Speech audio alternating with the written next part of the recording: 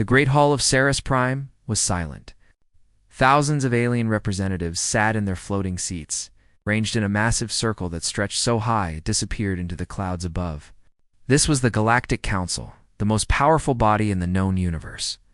47 species had gathered here today, and all of them were looking at one small group of beings seated at the lowest level of the chamber, the humans, ambassador. Hannah stood with her hands folded behind her back. She was a small woman with dark hair and calm eyes. She had served as Earth's voice in this council for 12 years. In all that time, she had learned one simple truth. The galaxy did not like humans. They tolerated them. They traded with them. But they did not like them. High Arbiter Vorik floated forward on his platform. He was an ancient creature, his body like blue crystal, his eyes like burning stars. He had led the council for 600 years. His voice echoed through the chamber like thunder. The council has reviewed the evidence, Vorik said. Humanity has violated the sacred boundaries. They have expanded beyond their permitted zones. They have shared forbidden technology with lesser species. They have spread dangerous ideas that threaten the stability of our great union. Hannah did not move. She had expected this. For months, she had watched the council build its case against Earth. She had seen the secret meetings. She had heard the whispers. The elder species were afraid. Humans grew too fast. They learned too quickly. They asked too many questions. Counselor Thallam rose from his seat. He was a tall creature with 4 arms and skin like polished metal. His species, the Ithrani, had always been humanity's loudest enemy. I call for the vote, he said. Let the council decide the fate of Earth. The voting began. One by one, the species cast their decisions. Hannah watched the numbers appear on the great screen above. Yes, yes, yes. Each vote was a nail in Earth's coffin. When the count reached 43, Vorik raised his hand. It is decided, he announced. By the will of the council, humanity is hereby banished from the Galactic Union. All human colonies within council space must be emptied. All human ships must depart. Earth and its people are exiled to the Outer Veil, effective immediately. You have 1 galactic year to comply. The Outer Veil. Hannah knew what that meant. It was the dead zone at the edge of the galaxy, a region of empty space where no hyperspace lanes existed. Ships that went there did not come back. It was not just exile. It was a death sentence. The chamber erupted in celebration. Species that had feared humanity for centuries were now cheering. Thallam smiled his cold smile. Vorik looked down at the human delegation with something like pity. Ambassador, he said, do you have any words for the council? Hannah looked up at him. For a long moment, she said nothing. Then she reached up and removed her translation device from her ear. She dropped it on the floor. The sound echoed through the sudden silence. She spoke in Korean, her native language. Her words were short and simple. Then she turned and walked out of the chamber. Her staff followed her without looking back. The translators worked furiously to decode her words. When the meaning finally appeared on the screen, some of the celebrating stopped. You will regret this. On Earth, the news arrived within hours. Admiral Taiho stood in the command center of Fleet Headquarters, watching the transmission from Sereth Prime. He was 60 years old, a man who had spent his entire life serving in the military. He had fought pirates. He had defended colonies. He had never lost a battle. But this was not a battle he could fight with ships and weapons. Sir, said Captain Yuna, stepping forward. She was young, barely 30, but she had already earned a reputation as one of the finest commanders in the fleet. What are your orders? Taiho did not answer immediately. He looked around the room at the officers who had gathered. Dr. Minho, the scientist who had revolutionized human space travel. Lieutenant Ji-ho, the tactical genius who had never met a problem he could not solve. These were the best minds humanity had to offer. The council believes they have beaten us, Taiho said finally. They think we will scatter like frightened animals. They expect us to beg for mercy or die quietly in the dark. He turned to face the window.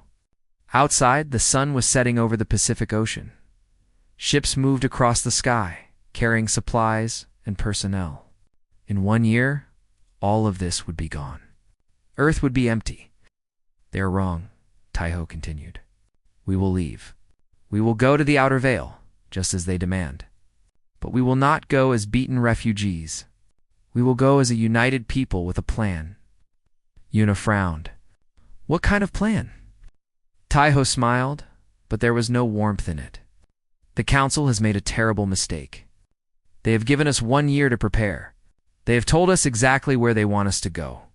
And they believe we are weak because we are young. He turned back to his officers. We will use this year to move everything.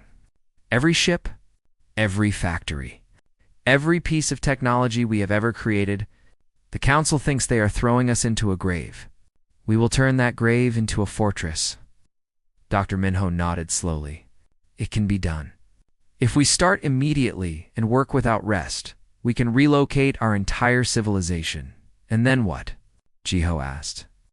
We hide in the veil forever. Taiho shook his head. No. We grow. We learn. We become stronger than they can imagine. And when we are ready, we return. Not as beggars asking for scraps, as equals demanding justice. He looked at each of them in turn. The galaxy has given up on humanity. Let them. We have never needed their approval. We have never needed their help. We built ourselves up from nothing once before. We will do it again. The sun disappeared below the horizon. The stars came out, thousands of them, each one a reminder of what humanity was about to lose, and what they would one day take back. Send the word to every colony, Taiho ordered. Project Exodus begins now. 6 months had passed since the Council's judgment. Across the galaxy, alien species watched with satisfaction as human colonies went dark, one by one. The lights that had once burned bright on 100 worlds were now fading like dying stars. The Galactic HFY Council believed they were watching the end of humanity. They were wrong.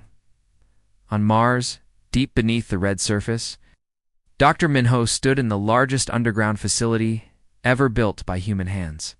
Around him, thousands of workers moved with quiet purpose. Machines hummed. Data streams flowed. Every piece of human knowledge, every scientific discovery, every cultural treasure was being copied, encrypted, and prepared for transport. How much longer? Asked a voice behind him. Minho turned to find Admiral Taiho walking toward him. The old man looked tired but determined.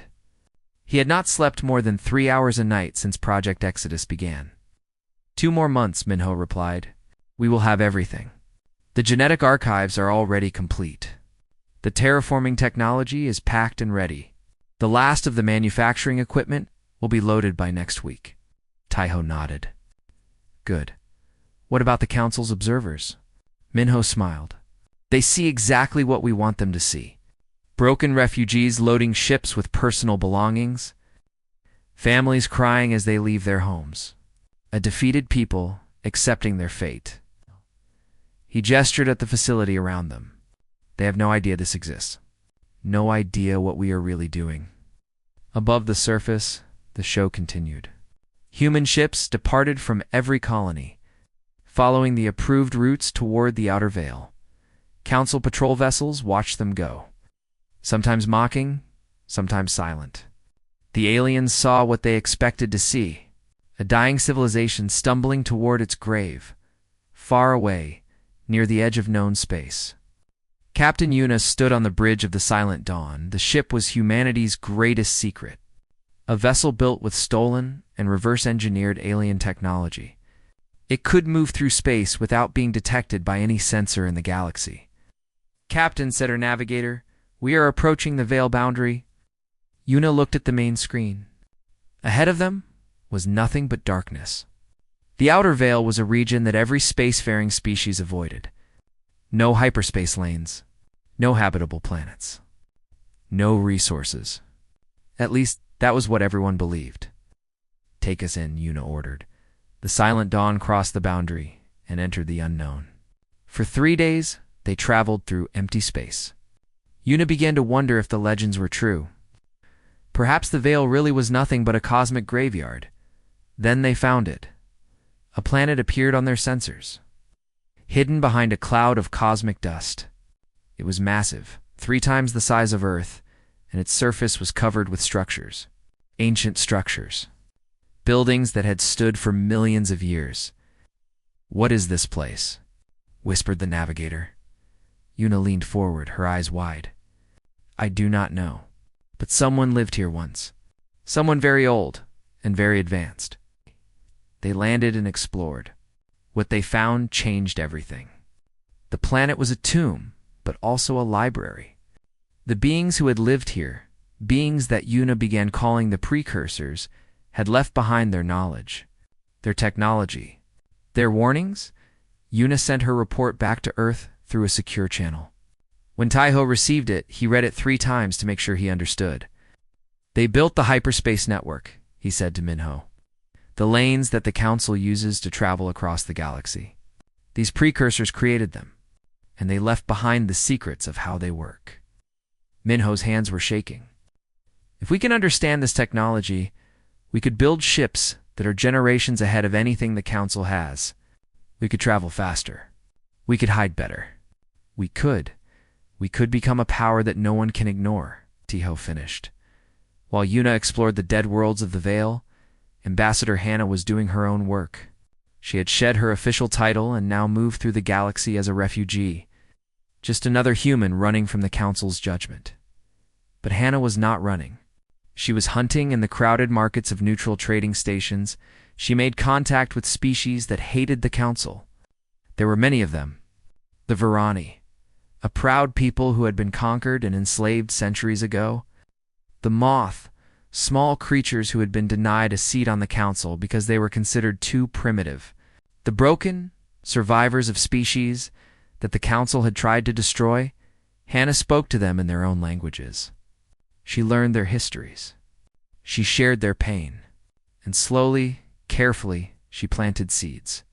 "Humanity was banished because we believed in freedom," she told them. "Because we refused to bow. The Council fears any species that does not worship their rules. They feared you too. That is why they crushed you." The Virani leader, an old female named Thesa, listened with careful eyes. "And what do you want from us?" Hannah smiled. "Nothing yet, but one day we will return. And when we do, we will remember who our friends were." On Earth, the final ships were preparing to leave. Lieutenant Jiho supervised the last evacuation, making sure every human was accounted for. Every city was empty now. Every street was silent. Before he left, Jiho walked through the streets of Seoul one last time. He had grown up here. He had learned to fight here. He had fallen in love here. Now it was a ghost town. He stopped at a small park where children had once played. The swings moved in the wind, empty and forgotten. Jiho reached down and picked up a handful of dirt. Earth dirt. He put it in a small container and placed it in his pocket. "We will be back," he said to no one. "I promise." The last human ship left Earth at sunset. The planet turned beneath them, blue and green and beautiful. Then it grew smaller and smaller until it was just another star in the darkness. The Council received confirmation that humanity was gone. High Arbiter Vorik made a speech celebrating the preservation of galactic order. Counselor Thallam laughed and said that humans had always been overrated. They did not know about the Silent Dawn and its discoveries. They did not know about Hannah and her network of allies. They did not know about the hidden factories and secret archives that humanity had built. They believed the human story was over. It was only beginning. 5 years had passed since humanity crossed into the outer veil. The galaxy had forgotten about them. In the busy markets and crowded space stations of Council space, humans were mentioned only in jokes. The species that could not survive, the children who were sent to their room and never came back. But in the darkness beyond the veil boundary, something extraordinary was happening. Dr. Minho stood on the surface of New Seoul, the first human city built in exile. Behind him rose towers of glass and steel. Ships moved through the sky above. Factories hummed with activity. In just 5 years, humanity had not only survived, they had thrived. "It is beautiful," said Captain Yuna, walking up beside him. Minho nodded. "We have come far."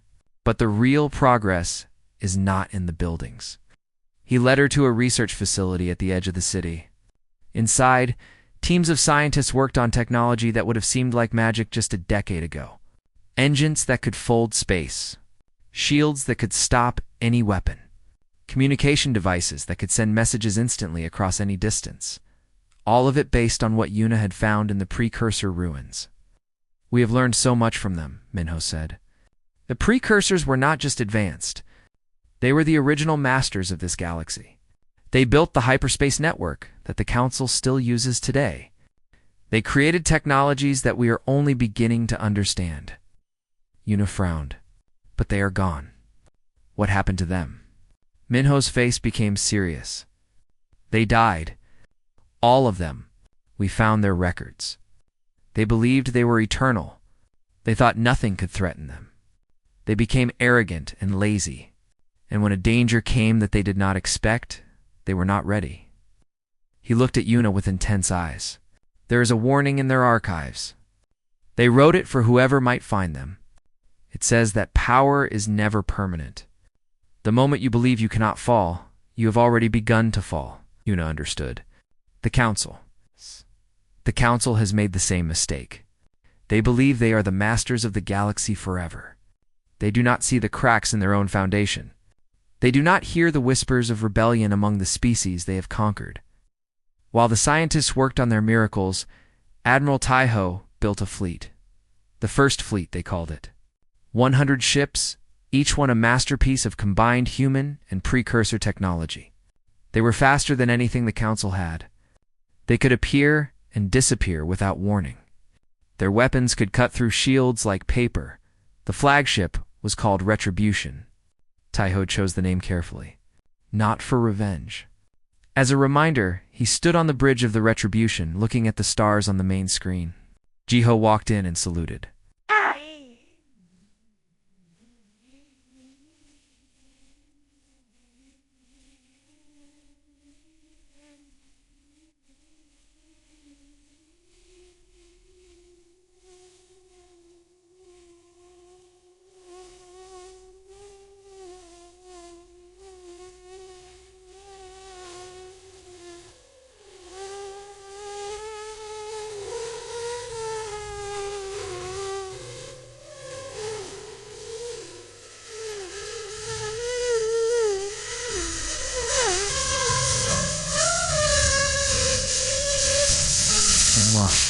First mission begins tomorrow, Taiho turned.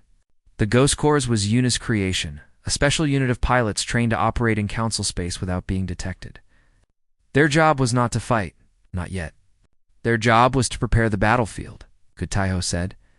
"What about the intelligence network?" Ambassador Hannah reports that she has secured alliances with 14 species. The Varani Collective has agreed to share all their information about Council military movements. The Moth have placed agents in 3 Council shipyards. The Broken have begun recruiting soldiers who are willing to fight when the time comes. Taiho smiled. It was a cold smile. The smile of a man who had been planning his enemy's defeat for 5 long years. "The Council thinks we are dead," he said. "They believe the Outer Veil swallowed us whole. They do not know that we have been watching them, learning their weaknesses, building our strength." He walked to the window and looked out at the fleet assembled before him. 100 ships, 50,000 soldiers, the most advanced technology in the galaxy. He said, "We will show them what humanity has become." In Council space, strange things were beginning to happen. Ships disappeared without explanation. Supply convoys never reached their destinations. Factories suffered mysterious accidents that destroyed equipment and records. The Council blamed pirates. They blamed internal conflicts. They blamed everything except the truth. The truth was Yuna and her. Ghost Corps. She led her pilots through Council space like shadows, striking and vanishing before anyone could react. They freed prisoners from labor camps. They stole military secrets from secure databases. They left no evidence, no witnesses, no trace. One night, Yuna stood on a rooftop on an occupied world, watching Council soldiers patrol below. Beside her was a young Varani female, one of the allies Hannah had recruited. Your people are brave, the Varani said. But how long can you keep hiding? Eventually, the council will discover the truth, Una smiled. We are not hiding. We are waiting. There is a difference. Waiting for what? Una looked up at the stars. Somewhere out there, beyond the veil boundary, her people were growing stronger every day. Children were being born who had never known Earth. Scientists were making discoveries that would change the universe. Soldiers were training for a battle that would reshape the galaxy. It's waiting for the right moment, she said. When we reveal ourselves, the council will not just be surprised. They will be terrified. They will finally understand that they made the biggest mistake of their existence when they banished humanity. Back on Sereth Prime, High Arbiter Vorik felt a strange unease that he could not explain. Reports crossed his desk every day about unexplained events, missing ships, rebellious whispers among conquered species. Something was wrong. He could feel it in his ancient bones. Counselor Thallam dismissed his concerns. You worry too much, Arbiter. The galaxy is secure. Humanity is dead. Our enemies are defeated. What could possibly threaten us? Vorik did not answer. But late at night, when the council chambers were empty and the stars burned cold outside his window, he remembered the human ambassador. He remembered her face as she removed her translation device. He remembered her words. You will regret this. For the first time in 600 years, High Arbiter Vorik felt fear. He did not know why. He did not know what was coming, but something in his heart told him that humanity was not dead and that they were coming back. 10 years after the banishment, Warden Norix commanded the most powerful fleet in Council space. His 40 warships patrolled the Veil boundary, watching for any sign of the exiled humans. It was a boring assignment. Everyone knew that humanity was dead. Nothing ever came out of the Veil until today. Norix was drinking tea in his command chair when the alarm started screaming. He jumped to his feet, spilling hot liquid across his uniform. On the main screen, red dots were appearing everywhere. Ships, dozens of them. No, hundreds. Where did they come from? He shouted. His officers had no answer. The human fleet had appeared from nowhere, surrounding his vessels in a perfect circle. Norix counted the enemy ships. 100. His force was outnumbered more than 2 to 1. Worse, his sensors could not get a clear reading on the human vessels. Their technology was unlike anything he had ever seen. A transmission came through. Norix's screen flickered, and then a human face appeared. It was an old man with gray hair and eyes like stone. Warden Norix, Admiral Taiho said, My name is Taiho. I am the commander of the United Human Fleet. Your weapons are disabled. Your engines are locked. You cannot fight, and you cannot run. Norix felt his blood turn cold. This was impossible. Humans were primitives. They did not have this kind of technology. They could not have survived in the Veil. What do you want? Norix demanded, trying to keep his voice steady. Taiho's expression did not change. I want you to deliver a message. Tell your council that humanity has returned. We do not seek revenge. We do not want war, but we will no longer be ignored. The oppressed species of this galaxy will no longer suffer in silence. The age of the council is ending. Before Norix could respond, the human ships vanished. One moment they were there, the next they were gone, leaving no trace on any sensor. Norix sat in his chair for a long time, unable to move. Then he ordered his fleet back to Sereth Prime at maximum speed. The council had to know. Humanity was not dead. They were very much alive. On Sereth Prime, High Arbiter Vorik listened to Norix's report in cold silence. Around him, the council members whispered among themselves. Fear filled the great chamber like a poison. This is impossible, Counselor Thallam said. Humanity cannot have technology this advanced.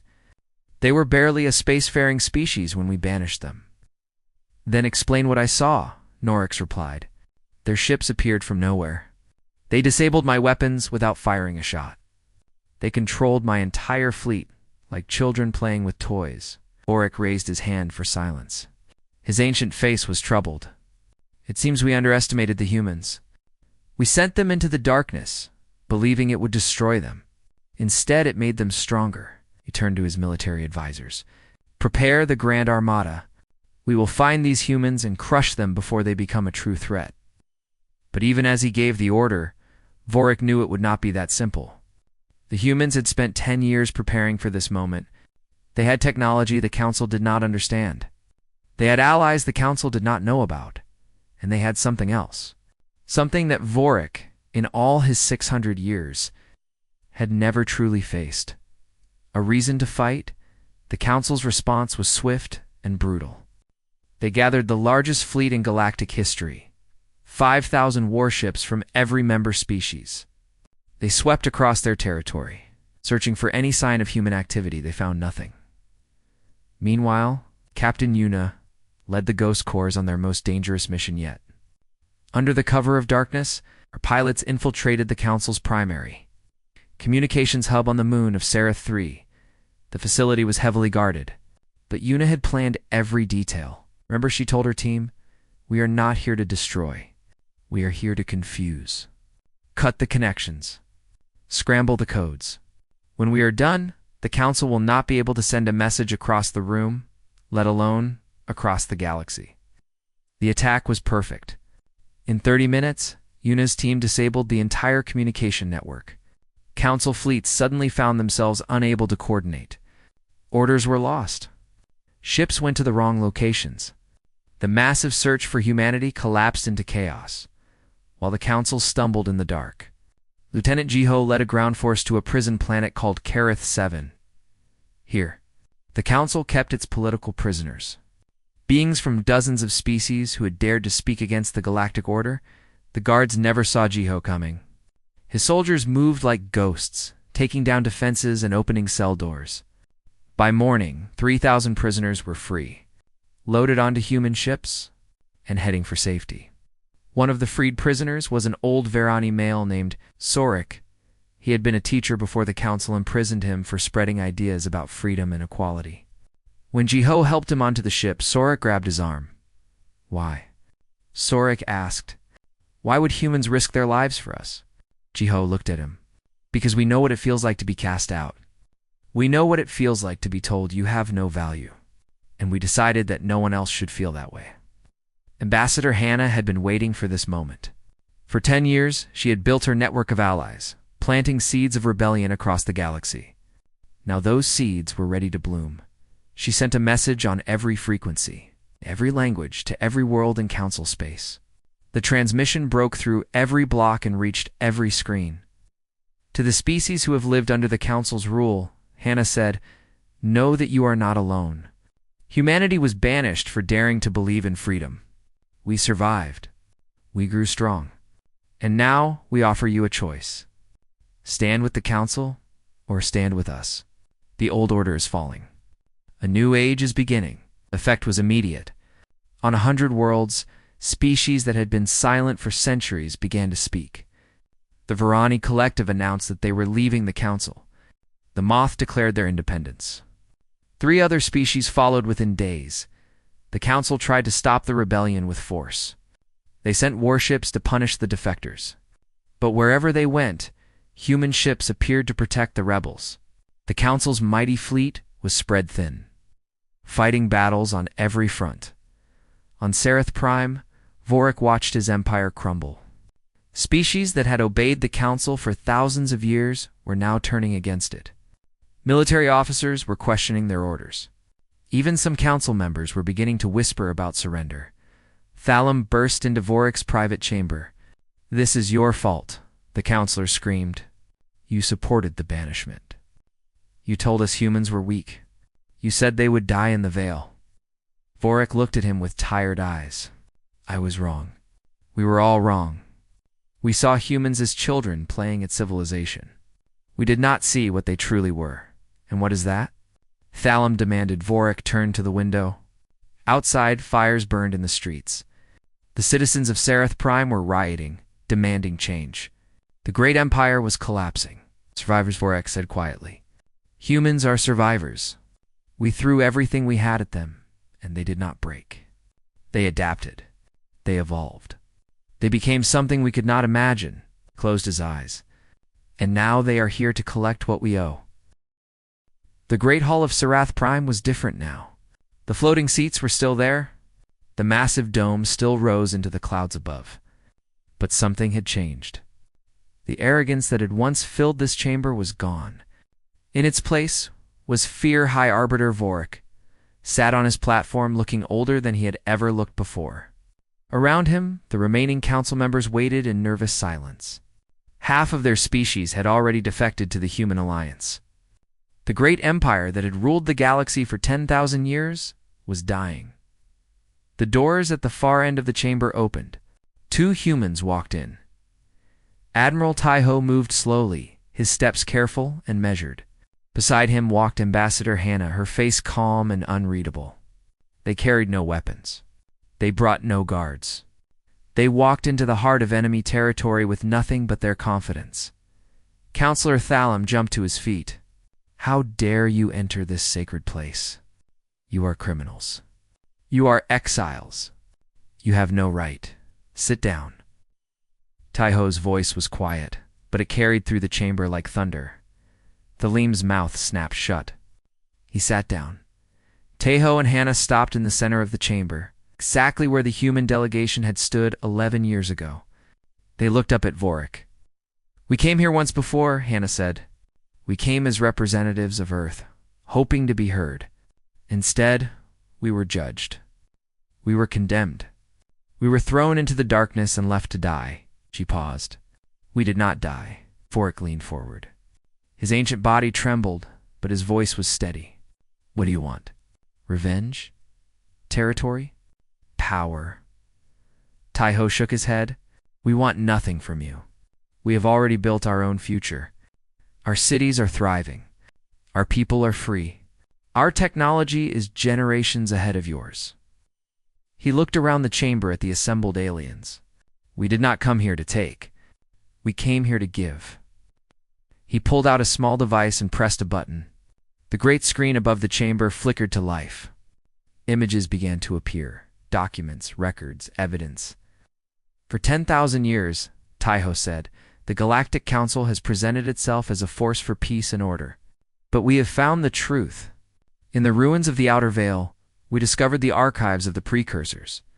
They were the original masters of this galaxy. They built the hyperspace network. They created technologies that you still do not understand. And they left behind records of everything that came after them. The images showed planets burning, species being exterminated, civilizations erased from history. The Council did not bring order to the galaxy, Taiho continued.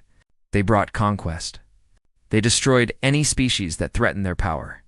They rewrote history to hide their crimes. They built their empire on the bones of the innocent. The chamber was silent. Some of the council members looked away from the screen.